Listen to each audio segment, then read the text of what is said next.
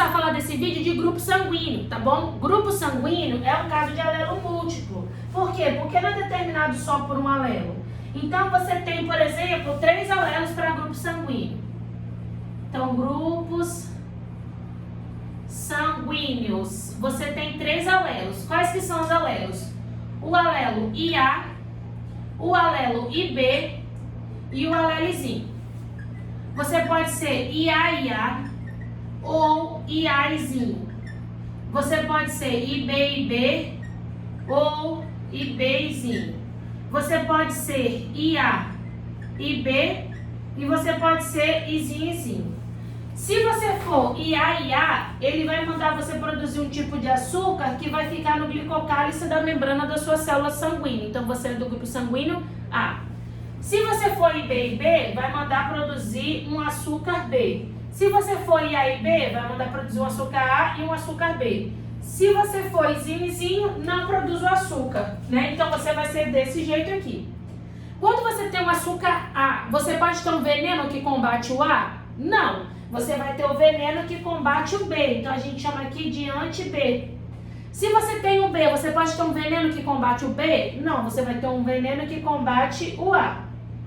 Se você tem um AB, você não pode ter nenhum veneno. Se você tem o 0, você pode ter tanto o anti-A quanto o anti-B que não te afeta.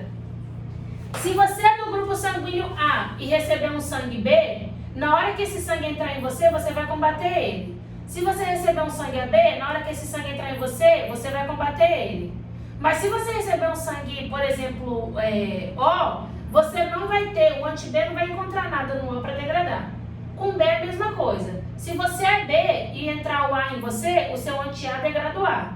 O seu anti-A degrada o AB, mas o seu anti-A não consegue atuar sobre o O. O O é considerado doador universal, porque ele não é atacado por ninguém. O AB, por sua vez, ele é considerado receptor universal. Por quê? Porque ele não tem anticorpo para atacar ninguém. Então, se ele não ataca ninguém, né, ele pode receber de todo mundo. Existe só esse grupo sanguíneo? Não, existe o grupo sanguíneo que eu também chamo de RH. E existe o grupo sanguíneo que eu chamo de MM. O grupo sanguíneo RH é o seguinte: se você é desão, você tem o RH na sua hemácia e você é chamado de indivíduo RH positivo. Se você é desinho, também é a mesma coisa, funciona na primeira lei de Mendel. Se você é desinho, você não tem o RH na sua hemácia. Não tendo o RH na sua hemácia, você pode, se sensibilizado, produzir um anti-RH. Uma mãe, você só produz anti-RH se você negativo tiver entrado em contato com sangue positivo, ou numa gestação ou numa transfusão sanguínea. E aí funciona mais ou menos assim, ó. Eu, Camila, mãe, RH positivo, RH negativo, tenho um monte de hemácia que é assim, beleza? Casei com um cara que é positivo e engravidei de um menininho aqui, e esse menininho é RH positivo. Então, se esse menino é RH positivo, a hemácia dele tem o quê? O RH. Na primeira gestação não tem problema, mas aí na primeira gravidez, na hora do parto, o sangue do bebê do cordão umbilical cai na minha cavidade abdominal. E aí as minhas hemácias que estão circulando lá no meu sangue de boa, estão andando lá no meu sangue, bate o olho nisso aqui e fala, isso daqui não é o mesmo grupo sanguíneo, então eu vou produzir anticorpo para combater isso daqui, beleza? Nesse momento a mãe foi sensibilizada, tudo bem. Agora a mãe, além da hemácia sem o RH, ela também tem o anti-RH. Aí tá tudo bem, beleza? O primeiro filho nasceu, o primeiro não tem problema, porque ainda, se a mãe não tivesse sido sensibilizada anteriormente, né? Mas vamos dizer que a mãe não foi sensibilizada anteriormente, tá tudo normal. Segunda gestação. Na segunda gestação, o problema... Eu ia colocar segunda gestação, não tem problema, sabe por quê? A mãe, aliás, na segunda gestação já tem problema, porque esse anti-RH, ele entra na hemácia. Entra pela placenta e ele consegue degradar as hemácias do bebê. Então, eu vou estar grávida de novo e esse bebê vai ter uma hemácia com RH. Esse anticorpo do meu sangue vai passar pela barreira da placenta, vai lá no meu bebê e degradar as hemácias com RH. Resultado, galera, degradando as hemácias com RH, O que acontece? O bebê vai perdendo sangue, ficando com icterícia, vai ficando amarelo, porque acumula bilirrubina. Você começa a ter a liberação de eritroblastos, que são as células jovens sanguíneas, e aí você tem uma doença que eu chamo de eritroblastose fetal.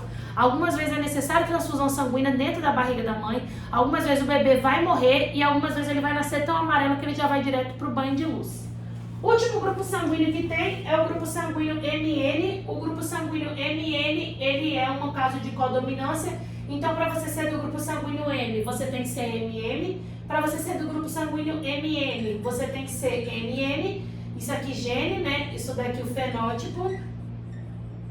Genótipo, fenótipo. Para você ser NN, para você ser do grupo sanguíneo N, você tem que ser NN. Tem problema em transfusão sanguínea? Não. Por que tem isso? Porque o Amados colocou e aí vai que o vestibular cobra, né?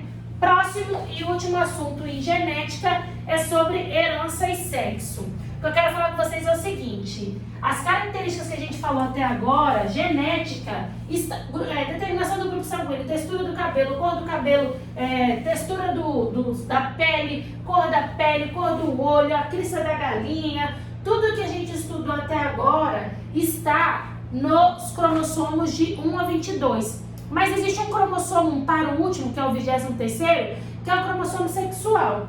Só que o cromossomo sexual não determina só o sexo, ele determina também algumas características. E aí você tem um problema.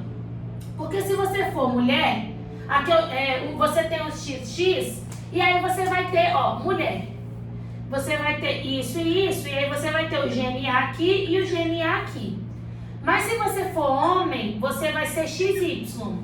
O XY, vamos colocar que isso daqui é o XX e aqui é o XY. O X, ele tem mais genes do que o Y, tá bem? Então, vai ter região do X e do Y que não são iguais. Essa daqui de baixo, a gente chama de região homóloga. Essa região de cima, a gente chama de região não homóloga. Na região não homóloga, você tem algumas diferenças entre homens e mulheres, né? Por quê? Porque se o homem não tem, ele não precisa de 2 genes para determinar característica ou não. Então, o homem, por exemplo, quando você está falando de uma herança no X, você vai estar falando de uma herança ligada ao sexo. A herança ligada ao sexo é uma herança em que você tem a determinação, o gene dela no X. Então, você pode ser, se você for fêmea, XDzão, XDzão. Por exemplo, XDzão, XDzinho. XDzinho, XDzinho. O homem pode ser XDzão, Y. XDzinho, Y. Porque eu vou estar falando dessa região não homóloga do X e do Y. Então, presta bem atenção aqui. 4 heranças são ligadas ao sexo e você tem que saber. Distrofia muscular de Duchenne, daltonismo, adrenoleucodistrofia e... adrenoleucodistrofia, distrofia muscular de Duchenne, daltonismo e hemofilia. 4 doenças que são ligadas ao sexo. A mulher, se ela for desão, desão ou desão, desinho, e o homem desão, Y, são normais. A mulher desinho, desinho, ela é afetada, o homem desinho, desinho é afetado. Então, o homem tem 50% de chance de ser normal e 50% de chance de ser afetada.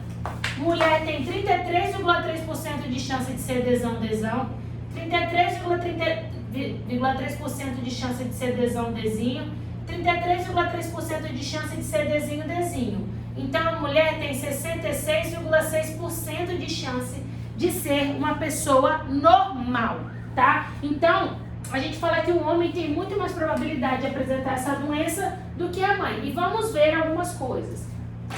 Toda vez que você estiver falando de uma doença que está ligada ao sexo, daltonia, distrofia muscular de Duchenne, adrenoleucodistrofia e hemofilia, você nunca vai cruzar a probabilidade de meio. Eu quero uma menina normal. Por que não? Porque aqui já está dando XX e XX é fêmea, e aqui já está dando XY e XY é macho.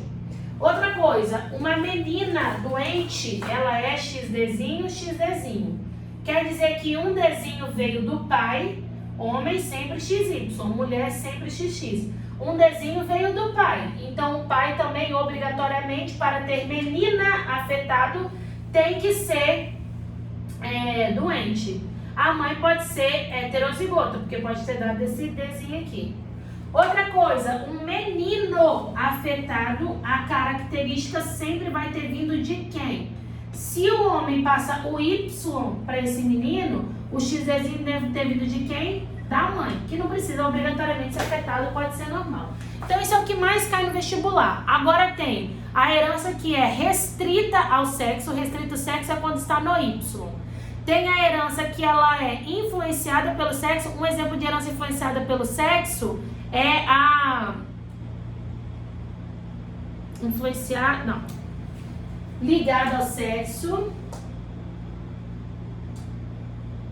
É a calvície influenciada pelo sexo. Mulher, para ser calva, tem que ser só homozigoto dominante, homem basta ser heterozigoto. E você tem a herança que é limitada pelo sexo, que é quando a hipertricose auricular pela orelha é limitada pelo sexo. Só é o caso de epistasia envolvente sexual. O XX, você pode ter o gene para te deixar com pelo na orelha, mas o XX inibe esse gene. O XY permite a manifestação desse gene, ou seja, o sexo feminino proíbe o aparecimento do gene e o sexo feminino permite o aparecimento do gene. Por último, galera, eu vou falar para vocês de mutação. Existem dois tipos de mutação. A mutação que acontece na sequência do gene, a TCG, e a mutação que acontece no cromossomo. A mutação que acontece no cromossomo pode ser na estrutura do cromossomo, então o cromossomo perder um pedaço, um cromossomo duplicar um pedaço, um cromossomo inverter um pedaço, ou um cromossomo perder um pedaço e encontrar lá em outro cromossomo. Então o cromossomo 12 perde um pedaço e encontra no cromossomo 14. Isso é um caso de translocação. Mas pode ser a quantidade no número, pode ser uma mutação no número de cromossomos. Você pode perder um cromossomo no conjunto todo, então, por exemplo, você pode ter 47 cromossomos ou 45, o normal da espécie humana é 46, mas você pode ter 47 quando você tem síndrome de Klinefelter, síndrome de Down, síndrome de Edwards, síndrome de Patot, ou você pode ter 45 quando, por exemplo, você tem síndrome de Turner. Então, quando você perde um ou ganha um no conjunto todo, a gente chama isso de aneuploidia. Quando você ganha... Você tem 46 cromossomos e você ganha mais 23, ou seja, um em cada par, aí você fica 3Ns, ou você ganha mais 46, 2 em cada par, 4Ns, 5Ns, isso é um caso de poliploidia. E com isso, galera, a gente termina essa parte de genética, bora para a próxima aula.